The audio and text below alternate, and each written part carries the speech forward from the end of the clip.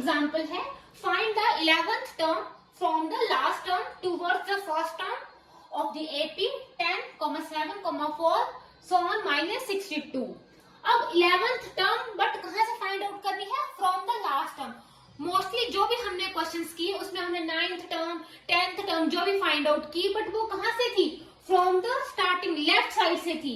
अब यहाँ से हमने 11th टर्म फाइंड आउट करनी है, मतलब जो लास्ट टर्म है उसको हमने फर्स्ट मानना है, राइट।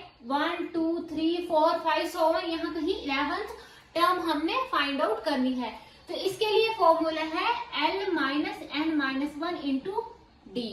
L मतलब last term, that is an minus n minus 1 into D, right. तो हमारे पास a हमारे पास कितने है? 10, d हमारे पास कितने हैं? 7 माइनस 10 माइनस 3, राइट।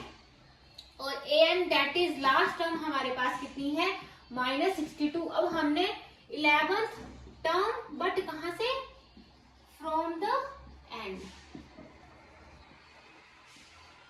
राइट। कैसे आएगा formula? L minus n minus 1 into D. 11th term मतलब n यहाँ पे हमने 11 लेना है, यहाँ पे 11 लेना है ना। 11th टर्म L कितना है यहाँ पे? -62 माइनस n यहाँ पे क्या है? 11 माइनस 1 d माइनस का 3। सो क्या आ जाएगा? माइनस का 62 10 इंटू माइनस का 3 माइनस का 62 30, तो -32 आएगी, right. So 11th term from the end कितनी आ जाएगी? माइनस का 32। यहाँ पे फर्स्ट, यहाँ पे कहीं थर्ड आएगी, सेकंड आएगी, थर्ड फोर्थ, यहाँ पे 11th term from the end क्या आ गई? माइनस का 32। तो आपने इस फॉर्मूले को याद रखना है, चाहे 11th टर्म चाहे 10th टर्म जो भी फाइंड आउट करनी है उसके लिए ये फॉर्मूला होगा L minus n minus 1 into D. N क्या हो जाएगा जो हमने फाइंड आउट करने के लिए बोला है?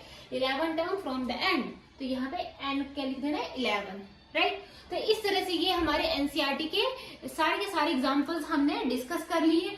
सो नेक्स्ट लेक्चर में हम next exercise that is 5.2 exercise हम डिस्कस करेंगे। So thank you so much students, and for more videos please like, comment and subscribe my YouTube channel.